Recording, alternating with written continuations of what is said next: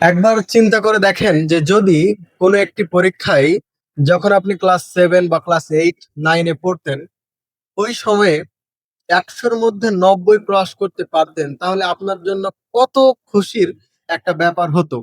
এখন এই কথাটি আমি কেন বলছি, একবার একটা ঘটনার প্রেক্ষিতে আমি এই কথাটা বলছি। আপনি একটু মনোযোগ দিয়ে কথাটা শুনবেন। হয়তো আপনার জীবনে ভবিষ্যতে বা আপনার পরিবারের কোনো একটা কাজে লাগতে পারে। ঠিক আছে? গতকালকের একটি ঘটনা, আমার একজন শিক্ষার্থী হঠাৎ করে, মানে ও খুবই চঞ্চল প্রকৃতির একজন শিক্ষার্থী। কিন্তু আমি দেখছি যে সে মন খারাপ করে বসে আছে। কিন্তু সে তখন জাস্ট স্কুল থেকে আসে, তারপরে আমার ক্লাস করে, ক্লাস করে তারপরে সে বাসায় চলে যায়। আমি মন খারাপ দেখে কৌতূহলবশত তাকে জিজ্ঞাসা করলাম যে, "কি ব্যাপার? তোমার মন খারাপ কেন?" তখন সে রিপ্লাই দিচ্ছে যে, "ভাইয়া আসলে আমি এখান থেকে থানায় যাবো।" আমি বললাম, "তুমি থানায় যাবা মানে? তুমি কি কোনো অন্যায় করছো নাকি? মানে ক্রিমিনালের মতো কথা বলছো কেন যে তুমি থানায় যাবা?"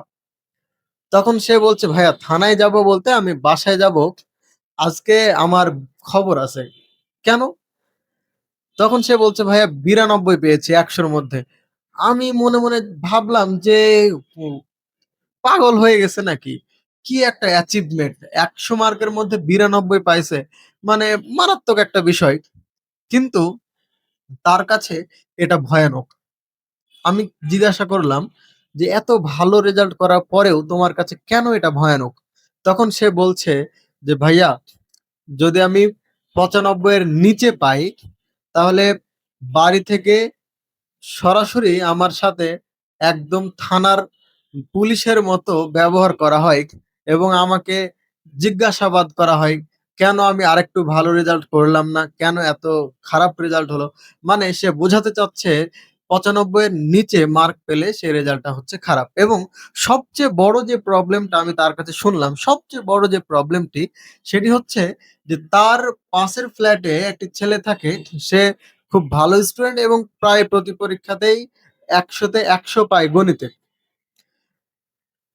আমি চিন্তা করলাম যে যেই শিক্ষার্থী ১০০ র মধ্যে ৯২ পেয়েছে, নিঃসন্দেহে সেই শিক্ষার্থী ভালো কিছু করবে ভবিষ্যতে।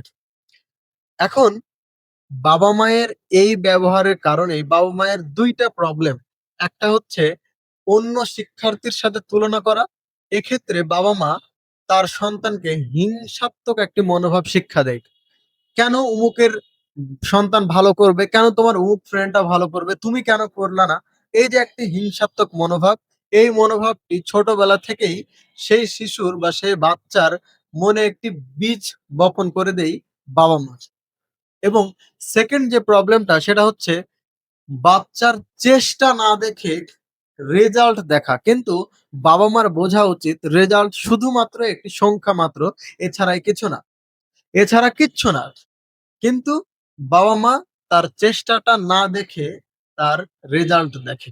যেই কারণে পরবর্তী পরীক্ষাতে গিয়ে সে পরীক্ষার আগের রাতে প্যানিক অ্যাটাক করে এবং এটা তার শরীরের জন্য এবং তার ভবিষ্যতের জন্য ক্ষতির কারণ হয়ে দাঁড়ায়। কারণ তার পড়াশোনা থেকে মনোযোগটা একদম উঠে যায়। সে পড়াশোনা করতেই চায় না। আমি অভিভাবকদের দৃষ্টি আকর্ষণ করে বলব, হয়তো আপনিও একজন অভিভাবক, আপনার বাচ্চা রয়েছে, আপনার ভাই-বোন রয়েছে। আপনারা একটু সহনশীল হন এবং বাচ্চার রেজাল্টকে সংখ্যা দিয়ে নয়, তার চেষ্টা দিয়ে মূল্যায়ন করুন।